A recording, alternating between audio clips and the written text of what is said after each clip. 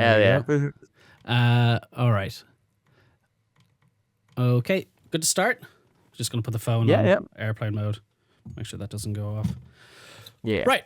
Okay. So we're here for a brand new episode of the Who Art Thou podcast. I have Kyle from Nerves making his return on the podcast. Kyle, thank you very much for coming on. Pleasure to have you. Not a bother as well. The last time you were on was episode 44. We are now on 140, I think this will be. So Jesus, like yeah, it was June 100 or so episodes in between. Yeah. It was June 2023, I think, was the last time you were on. And my God, a lot has changed for Nerves since the last time you were on. You seem to have one of the best years I think the band has ever had last year in terms of Last year was definitely our best year as a band. Probably definitely our busiest year as a band as well, and probably with the most like significant changes that we've had for since we moved to Dublin. And so obviously last time it was Charlie and Adam that was on, and then this Charlie obviously is no longer in the band. How are Ryan and Eoin getting on as the new members? They're getting on great. Yeah, we had our first rehearsal in about a month there on Monday night. We kind of took December off. We decided we weren't doing any gigs, and we didn't do any rehearsals either. And that sounds like a pretty chill, small amount of time to take off from the band, and I was absolutely losing my mind. Week 2 after Other Voices, of not playing a gig, I was getting the shakes. But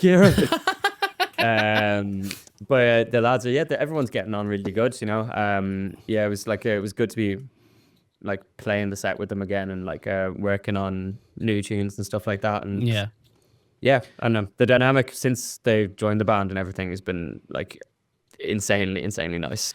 Yeah, no, because I remember when they joined, and I remember talking to you about it, and I was just what's the main kind of difference? And you were just we're just way louder.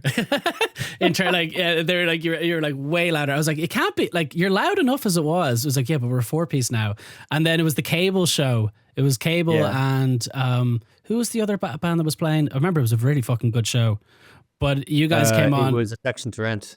Oh, it was Affection to Rent, yeah. Yep. And then I remember you guys starting off and just that, I went, holy fuck. Yeah, I suppose at the start as well, that was definitely the main major difference, because we were still playing all the songs that we played with Charlie, just with one added member. Now that we're writing songs with the lads, it's I wouldn't say it's made very different to the process that we used before, or how the kind of direction that we were going in.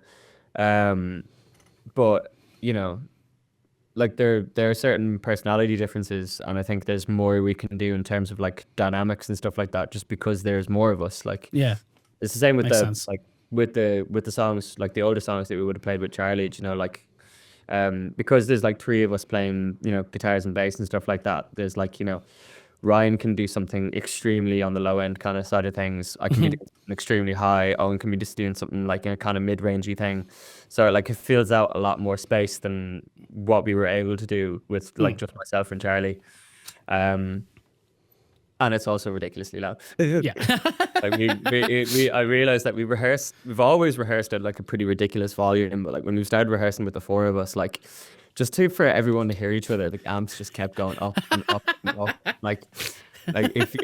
If you took out your earbuds in that room, it's instant death. I took mine out at the Cable show, and then obviously the other show that I want to talk about was the Culture Night show, because that was one of the best nights of music I think of last year for Irish music anyway. But I remember just being at the front and just going, I wonder, is it that loud? I was beside Tig actually, and I just went, oh my God! And Tig was like, why would you do that? Yeah, I need to maybe advise people to bring earbuds to shows, but I don't wear them often during shows. I wear them at every rehearsal, because that's a very enclosed space. The amp is directly behind me, but I don't wear them too often during shows.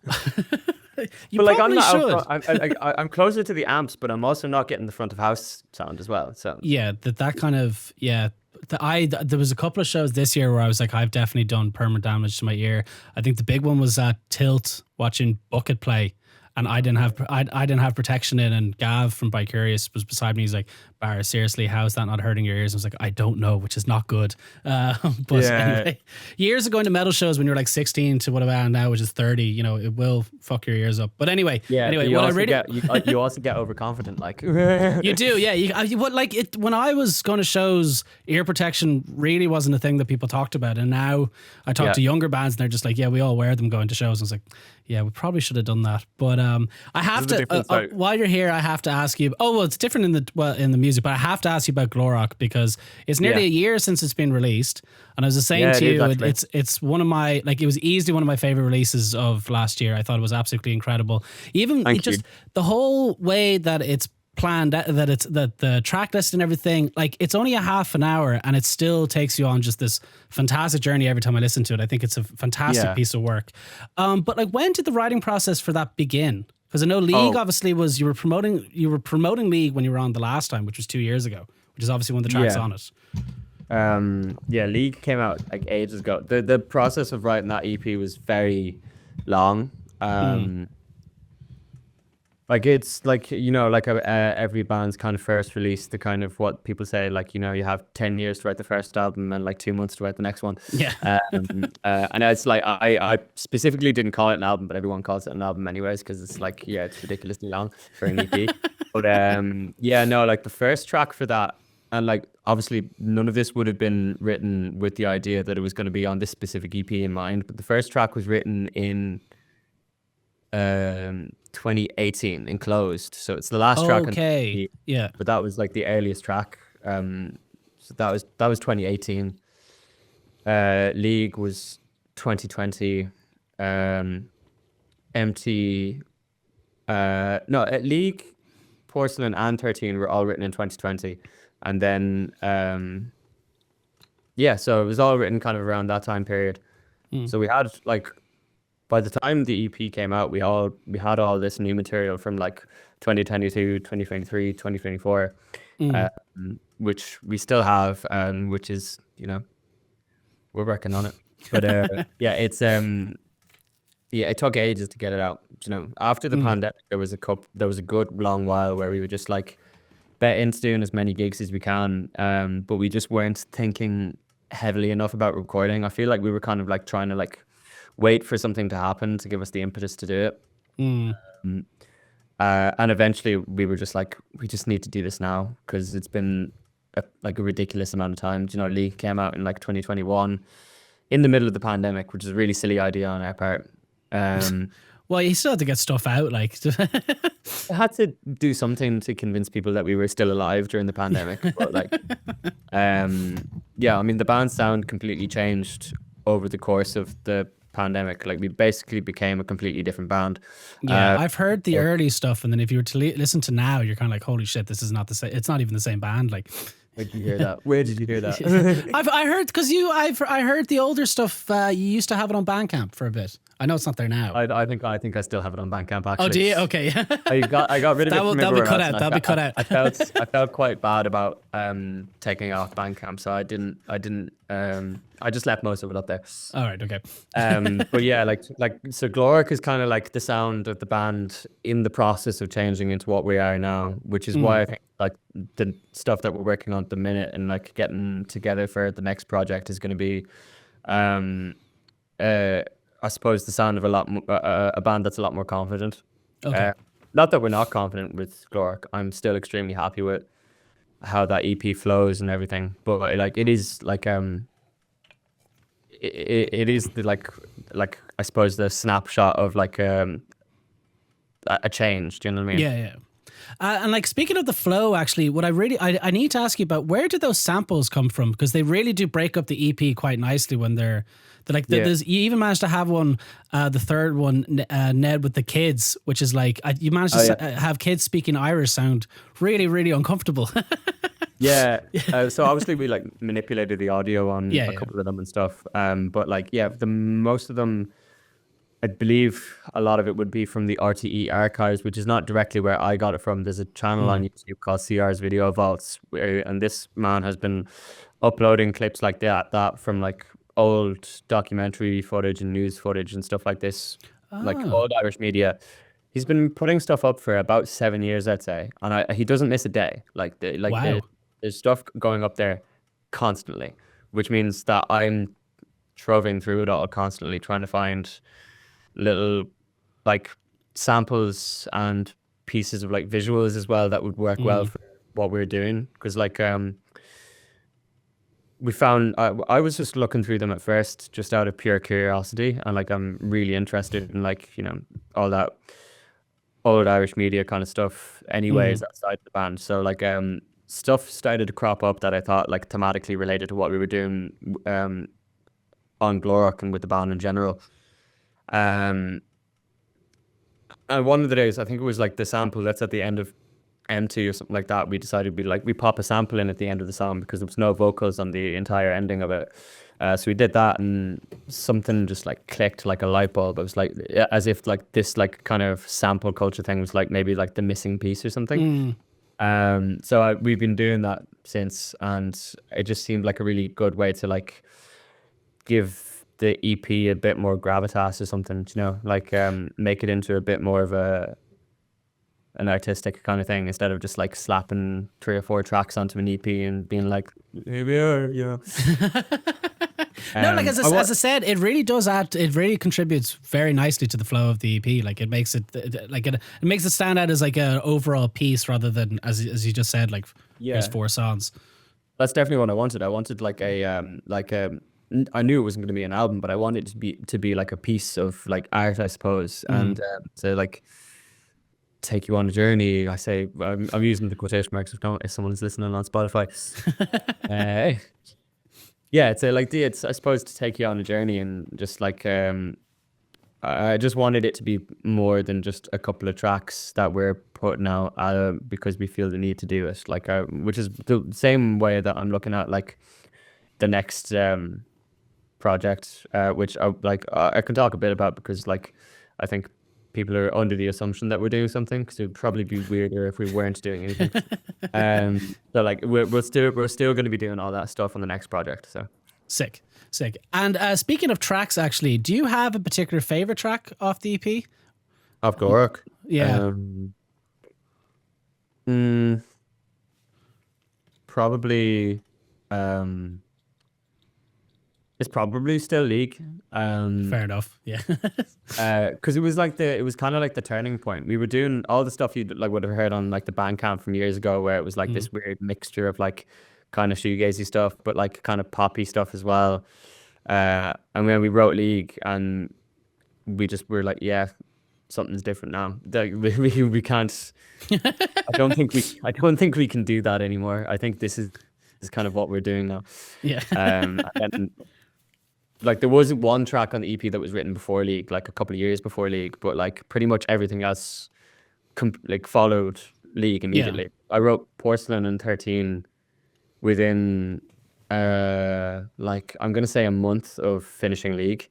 Oh wow, okay. And then Empty came together within the same year, I think, when we got back to rehearsing in Dublin properly.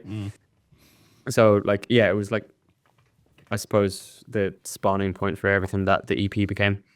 So I suppose that's what with Empty, it was even today when I was listening to it in the office when I was working today, and just as soon as that dong comes in, I got goosebumps straight away. And I was like, I've heard this like 1,000 times, and it's still it's just fucking so heavy. Like it is pretty satisfying. Oh, it's like it must be. It must be one of the favorites to play live for sure. Like just to see people's especially that scream like as well. Oh yeah, the chorus is very, very cathartic, man. Like I was even rehearsing the last day. Like we were like going through, like we were playing the set list, and we were like playing Empty, which is the first song in the set at the minute, and me and Owen were just looking at each other with these like cheeky kind of smiles. We're like, this is fun, isn't it? Yeah, it's just such a satisfying song to play, and it's so easy as well. Is it? Oh, like I wouldn't. Oh, go on, sorry. Well, it's easy for me, anyways. I don't know. Probably not easy for. It's definitely easy for me and Owen. I don't know about any of the rest of them, but like because of that tremolo thing, the entire verse is just, bow. Like I hit one note, and then I go. Yeah, fair enough. That's it. Like the vocals can complicate matters sometimes because I tend to write like maybe like way too many lyrics for what it's maybe easy to remember. Um, maybe not so much in empty, but definitely in League. League is like if you look at League written down, it's a long song, and it's not a habit that I've grown out of. Like there's new songs that we've written with the lads. There's one that we've been playing recently called "Through My Chest," and like it's like a short novel, which is really. It's really difficult to remember that and play it at the same time, even if the part you're actually playing on guitar is pretty simple. Are you doing like a spoken word part for it, or are you singing it as well? On this new tune? Yeah. I can't remember. It's like like spoken word for the most part. Like the first verse and the third verse are kind of spoken wordy, and then like the intensity really picks up in that middle verse, the second verse. It's a lot more like screamed, kind of shouted. The song is like extremely drony, so there's not really like much space for tons of singing. Okay, fair enough. By the way, actually, one of the surprise songs that I heard off the EP was 13, which I love that. I love that song, but I remember hearing it the first time, I was like, whoa, this is very different to like Enclosed and everything. Where did that song come from? Yeah, well, like it's weird because it came out at like the same time period as the rest of them, like League and Porcelain and all that. Like literally the origins of me writing it was that I was playing a lot of shoegaze in my room back in Mayo at the start of the pandemic. So I was very lonely, and I was learning to play Soon by Maud Billy Valentine, and I found that tuning just like that the song is in. It's like E E E E B E. I just took the capo and I put it up 2 frets, and I was like, I'm going to start messing around here, and like ended up making the chord progression for 13, which I'm like still extremely happy with. And it was one of those ones where it doesn't happen very often, but like lyrics or like melodies just like instantly started popping into my head for it. And for me, like lyrics like aren't necessarily very hard for me, and like, you know, like rhythms aren't very hard for me vocally, but sometimes melodies kind of are. So when these started popping into my head, like it was just like, all right, like we're gonna write the pop banger. It's not really like I keep calling it like the pop banger, the EP, purely because it has like sang vocals on it. But it is a pretty dark track. Like, but it is kind of, because I remember here I was like, this is lovely, which is not a word that you'd normally associate with a Nerve song, but it is like it's a brilliant song. And the other one as well. Sorry, go on. Oh, we've got like pockets of that though in like our sound. Like Don't Let Go is kind of like that as well. Like it's you would have heard it a bunch of times now. It's like towards the end of our set usually, before League. It has like this like drony kind of dreamy kind of quality to it, and the drums are a bit techno-y. But that has like a kind of like, this is a bit lovely. It's like definitely depressing, but it's a bit lovely kind of quality to it. We want like, you know, a bit of like, we definitely want there to be like a contrast, and it's not all like, it's not all doom and gloom. Balls to the wall noise rock the entire time. The other song that I love as well, Porcelain, just because like it kind of gives, I remember the first time hearing it gave me a fright just how loud it gets, because you're like, this is quite delicate, and the exactly singing what I want. If you could tell me a little bit about where that song came from. Again, it was probably the same week as 13 was written. Nice. But like, this will give you an insight into my mental state at the start of the pandemic. I was listening to a lot of Duster and a lot of American football, and a lot of Slint, which is an interesting trio. So that's where like the kind of slinty chords in like the verses, but also like the tapping sections and stuff like that came in. I don't know why in my head, like I felt like I was trying to write like if Slint were a Midwest emo band kind of song. But it became something like more than that afterwards. Like it kind of really settled into like our own sound, and like those big noise rocky kind of chords in the middle are kind of like I suppose a little bit like Mogwai inspired. If you ever listened to like their first I love Mogwai.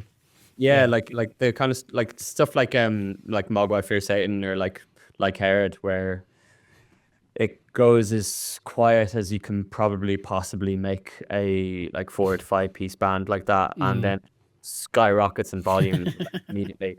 Like I've been in the crowd when that happens at Mogwai gigs, and like people genuinely shit themselves. Like, um, so like I wanted a moment like that. And we were having a lot of talks at the time in rehearsals about like really leaning aggressively into like the dynamics of it. So like making some of those parts be as quiet as we possibly can, and then going to a ridiculous volume then after that, because like I'm really into the idea that like I don't think we should be loud throughout the entire gig. I think we should like if we're loud throughout the entire thing, then it just becomes meaningless eventually. Yeah. It's like the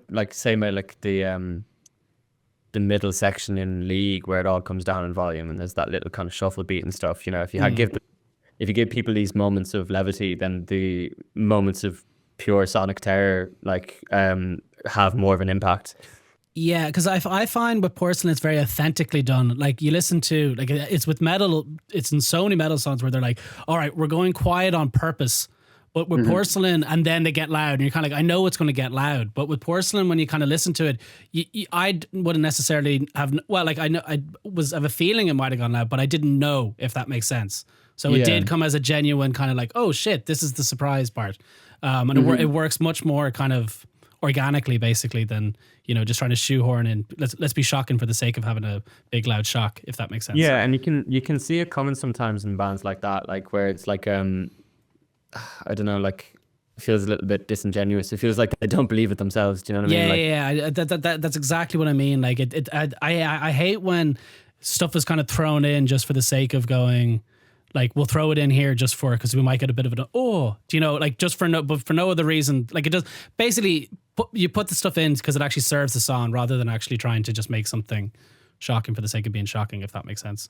Yeah, exactly. Like we never really have like the intention of doing like so when writing, we definitely have moments where we're like, this is going to be really cool live. Yeah. But like we never write anything with that kind of like intention to like, you know, like keep people's attention or anything, because we are like just kind of doing it for our own kind of amusement. Yeah, and that's what makes it kind of, as I said, the word authentic. Actually, speaking of playing live, we should probably talk about the tour that you went on, which looked absolutely insane. Did you play the UK for the first time this year as well? That was actually just at the tail end of of 2023. Like it was just at the end of that, and then we did Paris for the first time in January. Like that was like a standalone gig. So those two were pretty close to each other. And then off the back of that Paris gig, we ended up managing to pull together this tour in the UK. It looks so cool. Like it looks so much fun. It was genuinely the most fun 2 weeks of my life. Like, you know, sometimes people talk about like older bands talk about like touring, like because you want to tour from like the minute you like find out you want to be a musician when you're younger. You know what I mean? And then people will like be like, oh, well, I hate this thing about touring and I hate that thing about touring, which is all completely fair. But you kind of have this idea, maybe it's not all it's cracked up to be. And then you do it and you're like, I love sitting in the van for 8 hours, weirdly enough. Like everything about this is really enjoyable. And also the dynamic between all four of us, you know, there wasn't like a moment of like, tension or sort like any sort of arguments that happened between us. We were all just having like brilliant crack. You know, there'd be points where some of us are tired, but like, you know, we're all loving each other's company. And like playing some of the best shows of our lives. Like honestly, they do it different over there, man.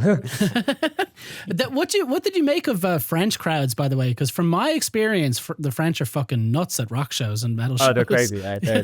They're absolutely insane. And every French person I know who's into that kind of music is insane as well. Shout out Nico. I love him.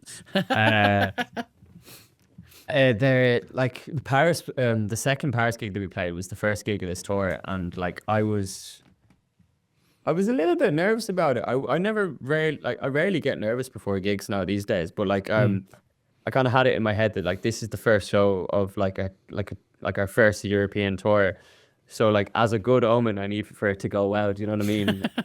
Like, what if this goes badly and then the rest of the tour is horrible? And it was ridiculous. Like the minute that first note and empty came in, like there were people crowd surfing and stuff. Like once they know what the crack is with a certain band, what they're kind of getting into. They don't they don't hold back. You know, so like I love crowds in Dublin, but sometimes it can be hard to maybe engage sometimes. I didn't even need to really encourage them to do anything. They would just like have it was that power show was like, this is going to be a repeating motif of me saying that something was the most fun show I've ever played in my life, but a lot of them were condensed into this 2 weeks. That's fair enough though. That's good. Yeah. And then some of the other ones in France, like we were doing Bordeaux supporting John, and then we were doing like a festival in Rennes. So those were very different. They were in bigger venues, and the crowds were a little bit more like spaced out, and like people weren't there specifically for us or whatever. So with those crowds, because they weren't as like, you know, crazy, I found that they were really, really attentive, you know. Like there was no one talking in between songs or during the quieter moments. Like, you know, sometimes I find shows like we'll go down, we'll start Don't Let Go, and it'll be really quiet and there'll be people yapping away. Fair enough. But like no one was doing that over there. Like it was 100% attention, and like which is something I really respected about them, I suppose. I found that in most places in Europe, but like particularly in France. Yeah, the French crowds now, I have to say, are something else. I remember my first experience with French crowds was seeing Touche Amore in Paris, and just the second they hit a note, just everybody fucking going wild. Switch like on, oh my god, it was ridiculous. It was them. It was a really good night actually. It was them, Death Heaven, and Portrayal of Guilt, who are a band from Texas. But I went in going like, because I've been to gigs, I'm not going to name and no, I will actually, but I've been to gigs in like metal gigs in like Vienna and Germany, and they're normally quite boring. The crowd kind of stagnant. I was like, I hope that's not the same in France. And then suddenly everybody's just fucking kicking off. I was like, holy shit.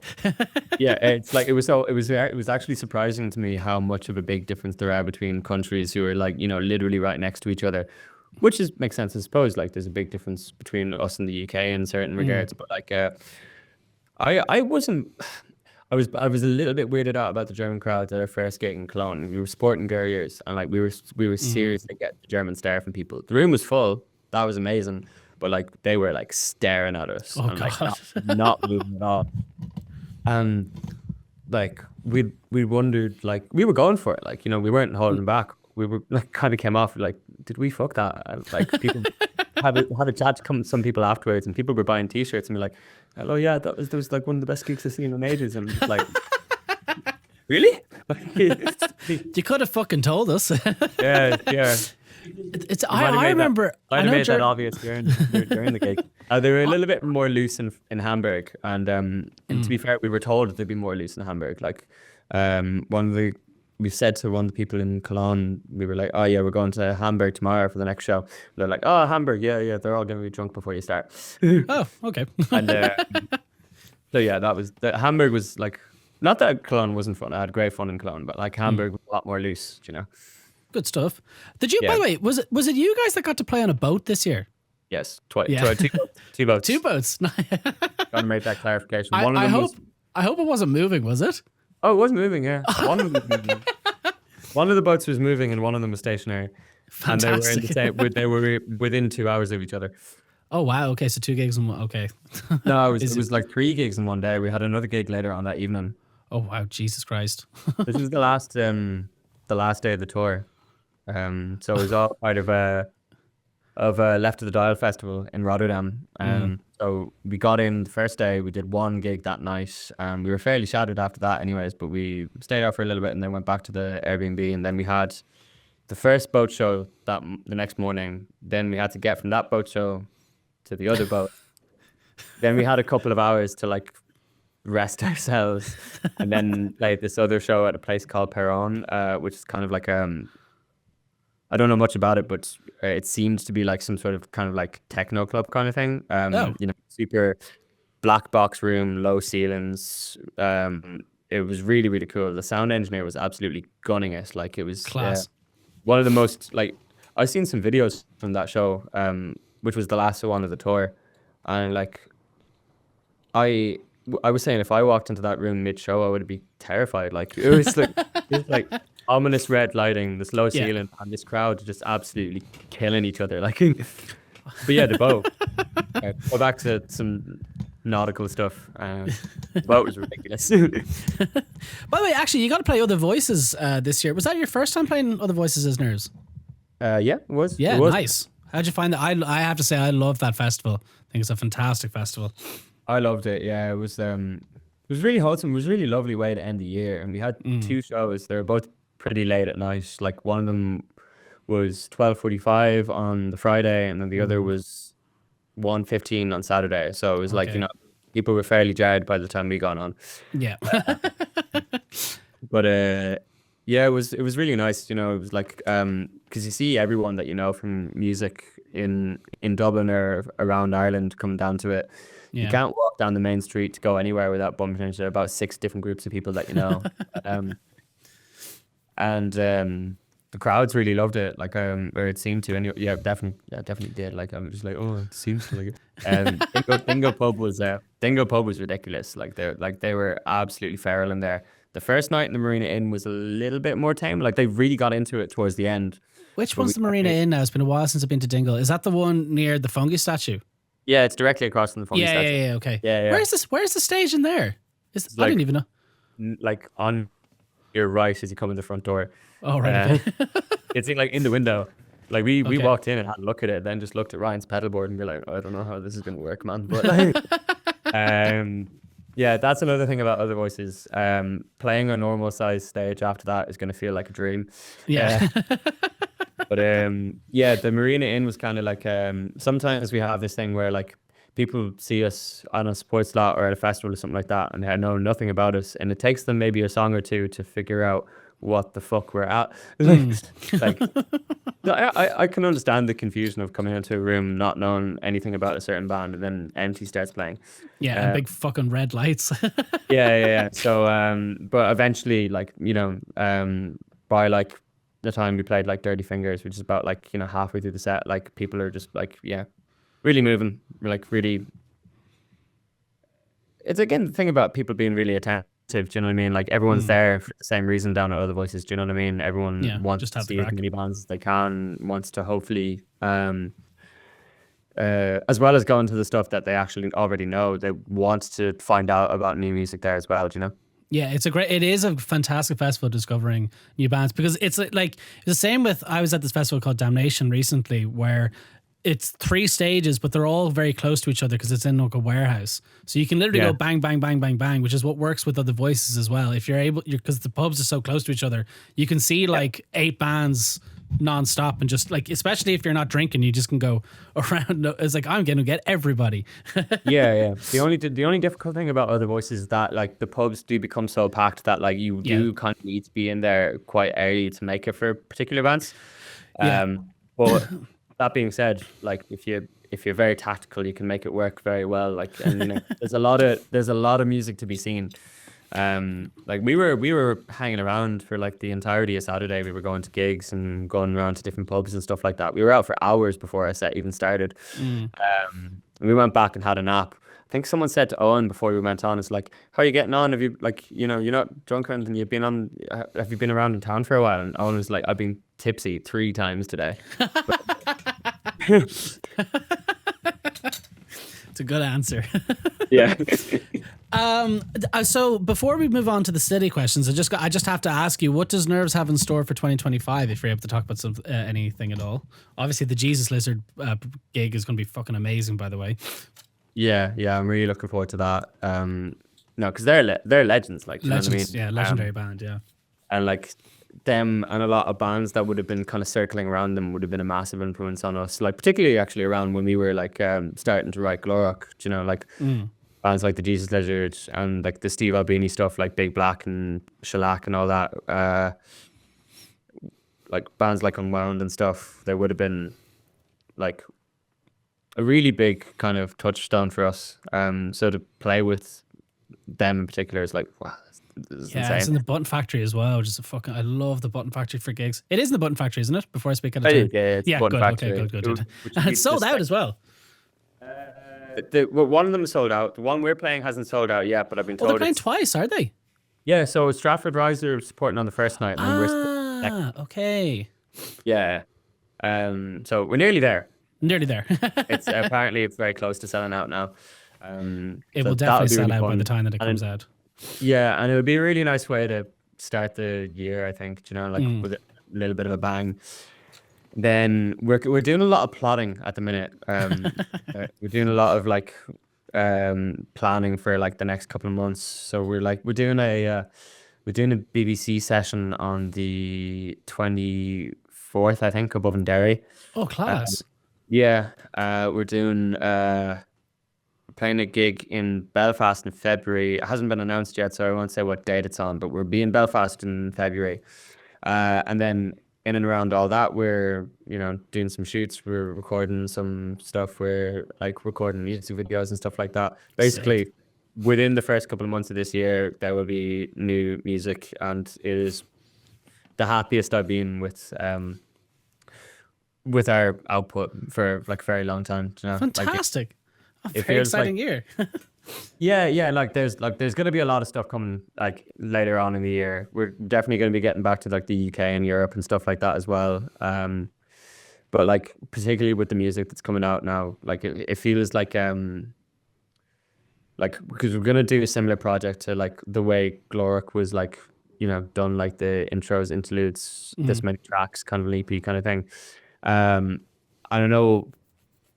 We have most of it finished, and I'm just really excited because it's so much more together, and like all the like little bits of songs, like the kind of industrial end to like empty, and like the kind of the heaviness of like League and these quiet parts and like Porcelain and stuff like that. It's kind of all a lot more solidified and together in these new tunes.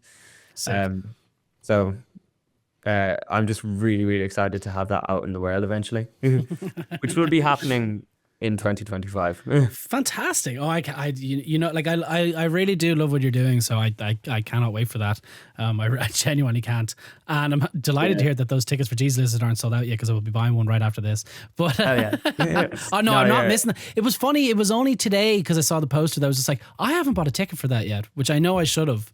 But I'll be getting a ticket for it. It was only actually when Cian Mullane was on, he was talking about Jesus Lizard, and he was saying that God Alone riffs are just all Jesus Lizard riffs that he's just stole. Oh, Christ. But anyway, we'll move on to just a little portion of the podcast that just tied the whole thing all together. Obviously, we're just into 2025. Do you have a favorite release from 2024 that you can think of, or one that you listen to repeatedly? Ooh, if you can think of any. Favorite release? Huh? If you can think of any. If you can't, don't worry about it. There was a lot of good music last year. There's a lot of good, like a ridiculous amount of good music last year. A favorite release from last year. I'm trying to think of because there's some albums from the start of like that I can't tell if they came out at the start of 2024 or if they came out in 2023. That's 2023.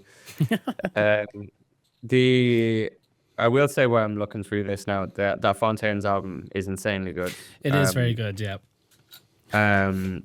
Like it's a really good like progression of that sound, I think. Do you know what I mean? And I don't know, that third album is a lot more gothy. There's still kind of elements of that in the fourth album, but like there's like a lot of like weird trip hoppy kind of stuff, and like more traditionally, I don't know how to describe it, but like traditionally good songwriting. Do you know what I mean? I know exactly what you mean. It was the guitar and the big harmonies and stuff like that. It was the first Fontaine's album that I genuinely really liked. As in, like, I always kind of I was like, oh yeah, the Fontaine's I knew they were good and I did like them, but it was the first album that I was genuinely like, I could listen to this over and over and over again. I thought it was a fantastic album. Really, really, really enjoyed it. I liked A Hero's Death a lot as well, but this one particularly, I was like, this is fucking next level. I see bands, especially Irish bands, going like, oh, it's not that good, and you're kind of like, guys, just because it's the Fontaine, you can admit that it's good, people get over yourself. People do like to like take the piss out of them a little bit, or like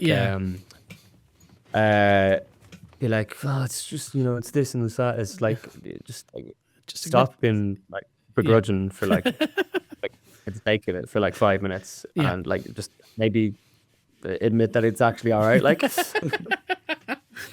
Yeah.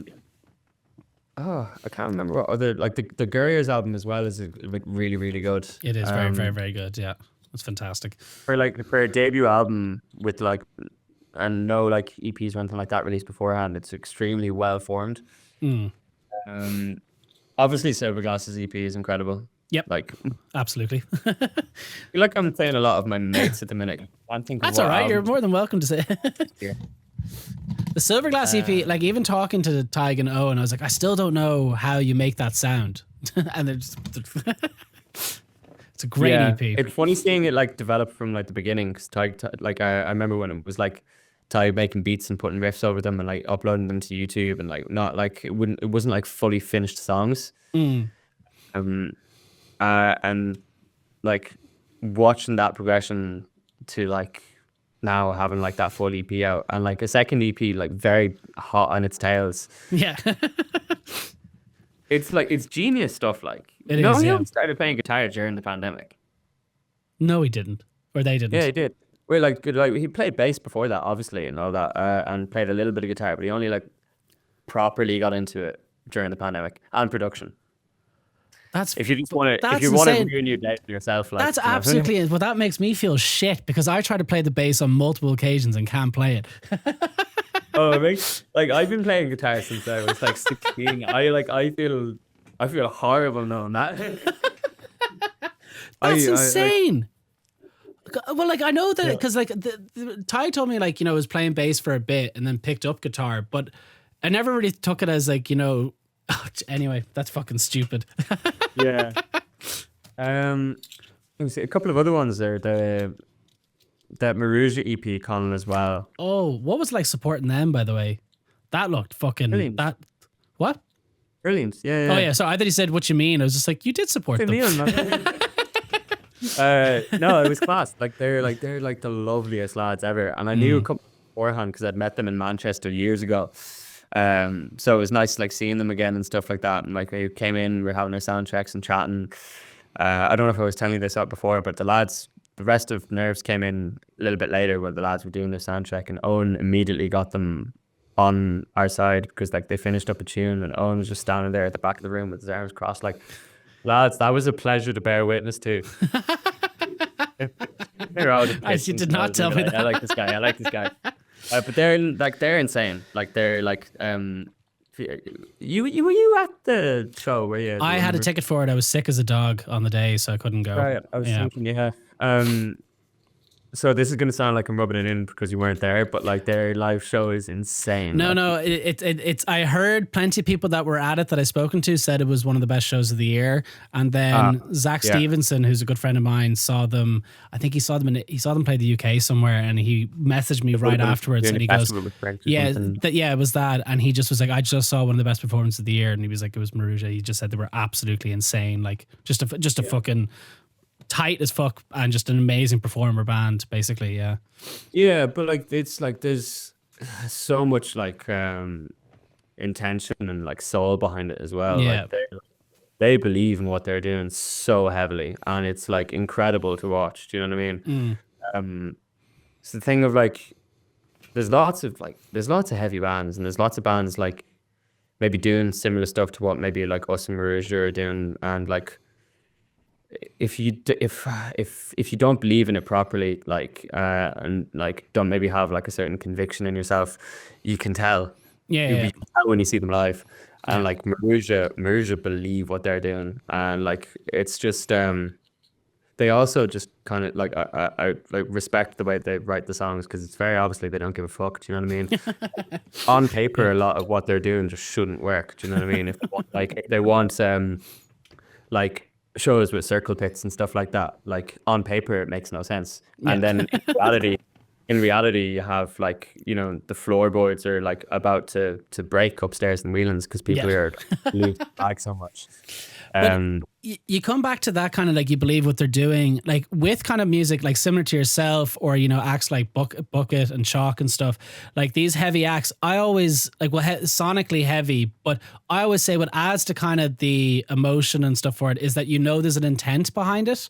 Whereas you could watch like the likes of like a black metal band or a death metal band, like obviously something that's should be on paper heavier, but it just seems sometimes it just doesn't come because it's almost performative heavy. Whereas with that kind of, with your sound and stuff, like when I watch on stage, I know for sure, and like with bands that said like Chalk and stuff, I know wearing their t-shirt that they're not just getting shouted because of that. But like there is an intent with it. Do you know, like that's the word that I would use. It's like, that they actually fully embrace what they're doing and believe in it as they're performing it. Yeah, I get what you mean about like, you can see like some metal bands maybe and think that like they're almost playing into like what their genre should be. It's like, it's almost a little bit, it can come across as a little contrived sometimes. Yeah, it can come across as a little silly. Like even like I've seen tons of death metal bands, particularly from California, who come on with the shorts and the sunglasses. And they're like, and then doing a heavy song. It's like, like I know it's meant to be fun and stuff, but I don't believe the song now, if that makes sense. Like it kind of comes across as you're just going by the numbers with this particular performance, rather than actually like, oh shit, I'm in this particular intense environment and there's an intensity on stage before me as well, if that makes sense. Yeah, I mean, like there's different intentions behind like heavy music, I suppose. Like they're like the whole part of like, we're heavy because like people are gonna like kill each other with this and have fun is definitely like valid. And like I respect bands that do that, but like I think the reason why we do heaviness is, I suppose, like to just make as an oppressive an atmosphere as you possibly can, because that's why it's all very drony as well. Do you know what I mean? Like, it's very drony. Yeah. There's parts where I like stick on an octave down pedal and a fuzz and just fucking whack one note and just bend that for a while and just make like. Or like me and Owen would be doing drones against each other and would be like slightly out of pitch with one another. And it just creates this weird, uneasy, seasick kind of feeling. And like, it's like all these like tones kind of grating against each other can create like, particular kind of feelings. Like, sometimes in a song like Takes a Second, it can be a really, really uneasy feeling. Uneasy, sorry. And then in songs like Don't Let Go, it can be this like, kind of feeling.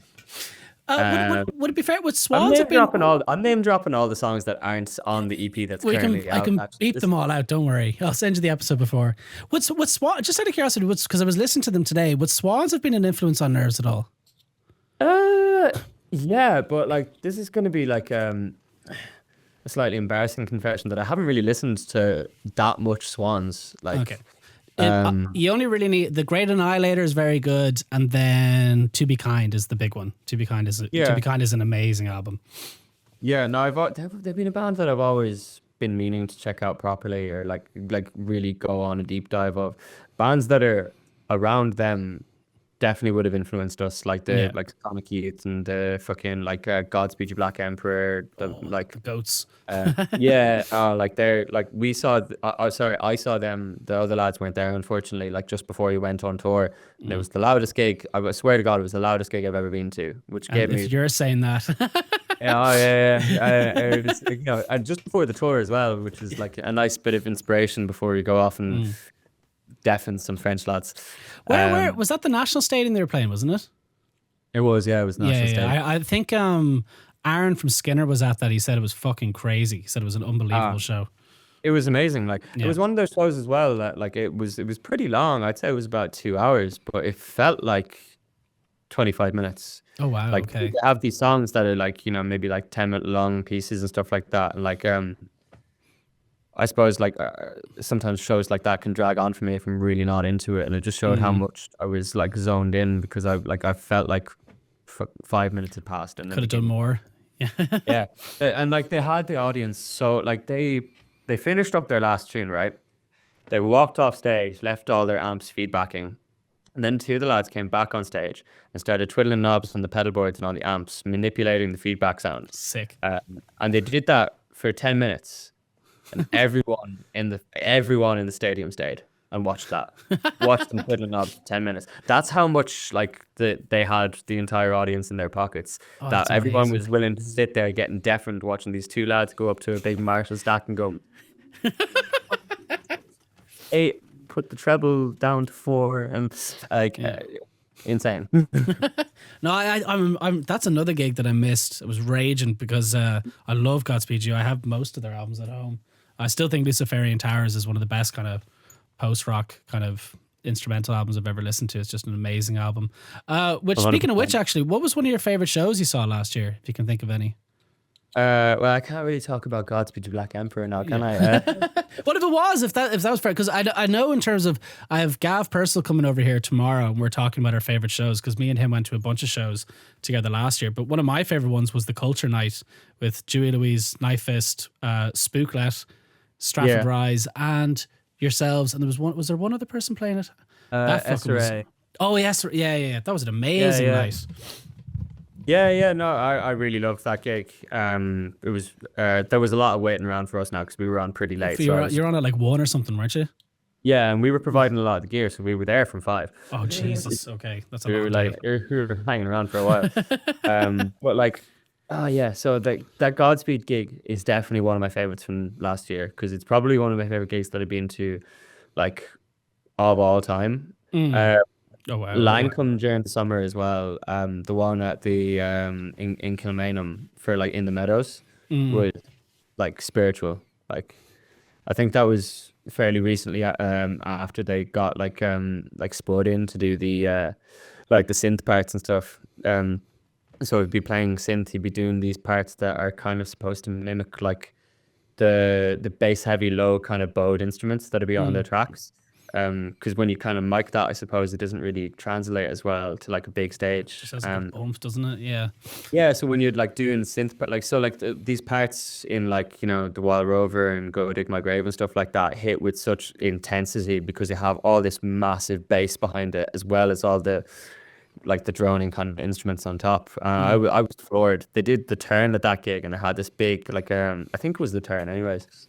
But they had this big like feedbacky kind of outro where they all walked off stage and the synthesizers just started like oscillating themselves and the lights were going crazy as well, and it was just like I love kind of weird experimental noisy kind of stuff, so to go and watch Lancome and get like in the middle of it 10 minutes of a fucking Mersbow show was insane. Like believe it or not, I've actually never seen them. And I don't know how I've never seen them, but I've every time I hear about them, like that Vicar Street shows was legendary. That run of shows they did, and I heard the Kilmainham one, as you're saying now, is fucking ones to watch as well.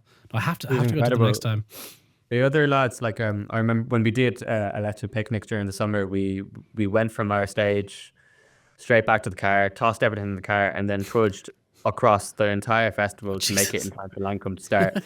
Like Eoin and Ryan hadn't seen Lancome before, but they were both like pretty big fans. Ryan is a really big fan of Lancome, but it was I think it was his first time seeing them, and I keep looking over at them every couple of minutes, and like their jaws would be on the floor, like. So yeah, which like look, they're big droney, terrifying kind of band, so it makes sense for us to be absolutely obsessed with them. Have you seen One Eye One Leg yet? Actually. No, I haven't. That's really worth watching live. It's a again, it's just I know the word gets tossed around a lot, but they're kind of one of those bands like it's an experience to watch them live. I saw them this year opening for Bell Witch, actually, which is a weird support slot, but the very, very, very good band. Like kind of like a droney doom folk thing. It's they're have you listened to it before? It's strange music, but it's very good. Proper listen. Weirdly enough, I've just been listening to a lot of his podcast for I Draw Near recently. Like, what's his podcast? You don't know he has a podcast, your man? No, I did not know. Yeah, I didn't know he had one. No. All right, so like he has this podcast called Fire Drawn Here, where basically like he'll pick like a particular like folk ballad or a song or something like that on each episode, and he'll trace it back, like the history of the song back through like early publishings and early recordings of it. So it'll give you like a history of the song, kind of where it came from, what types of songs that it was, what type of song it originally was, and like it'll go from like pre-recorded times to like be talking about how the song was portrayed in like certain like songbooks and like literal publishings. And it will go through like each individual recording, you know, and you'll be hearing recordings from like the 20s and the 30s, like on like horrible wax cylinders, and like oh my God, that sounds amazing. It'll go up to like the modern day stuff, you know. He's done a couple of ones that that Lancome would have done versions of. Like he did a podcast on the Wild Rover, which Lancome did on the album before this one. But it's really interesting because like I just found it really fascinating listening to it, watching, reading, listening to it. That like, you know, someone along the line of this song's entire lifespan will make a creative decision, and then maybe that creative decision just sticks throughout the rest of the song's lifespan. So like there was one that I was listening to on a song called Paddy Works on the Railway, and loads of different types of versions of it up until now, but like there was one in the 1940s, the 50s that Ewan MacColl did, where he did this kind of like he would speed up and then slow down as he was singing the song, and like every single version after that, people were doing that. Like, so it was like one person made this creative decision in the 40s, and now that's how the song is, even though the song is way older than that. Or like how the Wild Rover is like technically it's like a song about like the dangers of drinking, which over the years turned into the biggest fucking drinking Irish song. drinking song ever. Like, because I obviously associate the Irish Rover, which I'm assuming most people would, with the Pogues. Do you know, like that's yeah. So, and obviously, you know, we know what Shane MacGowan was like, but yeah. I remember my next door neighbor told me a very funny story. He works as a solicitor, and during the Celtic Tiger, he was hired out to all these kind of art events, and he goes, Shane MacGowan would be at every single one, would be there for about an hour and a half, drink the free wine, and then leave. go off to the next gallery. Like, he still obviously don't want to paint him as, you know, just being a like, he still paid for stuff, but he was nearly at every single art gallery every single time. Yeah, just a fucking wild man. I'd love them to do a film, like an artistic film on Shane MacGowan, or even just a documentary, something on his life, because I'd say he had I'd love that actually, because I'm really interested in the Pogues and everything. As long as it's done well. Need to see that Bob movie. Yeah. Just need to see that Bob Dylan movie, see if they've messed my man up. I love Bob Dylan, so. See, I only got into Bob Dylan recently, which was through his actual last album, which it doesn't even sound like Bob Dylan. And then I've been going back now and been going like, oh, this is actually tremendous songwriting, because I used to just exclusively listen to metal, and it's obviously Bob Dylan is a tremendous songwriter. But when that film was announced, I was like, oh my God, who are they going to get to cast him? And it was like Timothée Chalamet. I was like, no, I can't stand Timothée Chalamet. But sure. No, I kind of like little Timmy. I had this thing with him where I was like, he's scrawny enough and weird enough to do Bob Dylan probably, but like I remember people like taking the piss out of him when that trailer was released, like, because it was released a couple of months ago. I found it really weird because like the 2 or 3 months before that, everyone wouldn't shut the fuck up about Dune 2. Like, Chalamet was basically God for 2 or 3 months. Bob Dylan trailer came out and everyone was like, look at this little white boy. It was like, were you guys not calling him amazing like 2 weeks ago? But I heard his portrayal in the Bob Dylan film is actually really good. Oh yeah, same. I've heard it's actually like, yeah, it's pretty spot on. Like, yeah. No, like I'm hoping it's good. In the trailers, like people saying he sounds weird in the trailers. Like, yeah, fucking Bob Dylan sounded weird, man. Yeah. It's Timothée Chalamet, and then the other one's Eddie Redmayne. I can't watch films with them in it, but like, I'll still see Bob Dylan film. I can understand the Eddie Redmayne thing actually. Somebody, I think it was on like Celebrity Read Mean Tweets, his one was that he looks perpetually parched. And every time I see it, I'm just like, he does. He always looks like he's parched. I'll never be able to unhear that now. But Kyle, on that note, I think we've been going for an hour, so we'll finish up here. But as I said, it's always a pleasure having Nerves on the podcast. Always a pleasure chatting to you anytime I see you. You know, I love your band, so thank you very much for spending this Tuesday night with me and on this podcast. It's a really pleasure having you. Of course. Is it not a Wednesday? Oh, it is Wednesday. We're halfway there, man. Yeah, halfway there, hump day. Hell yeah. Well, thank you so much, it's Kyle. A pleasure. I love being on this podcast. No, it's like a good while since we did it. Hopefully the next time, the next one won't be too far away. Well, you can literally come back anytime I you really want. enjoy this. Okay. Huh? Well, I said you can come back anytime you want. It's always a pleasure having you. Yeah, so we're going to be your next episode as well. All right. Thank you, Kyle. That was fantastic.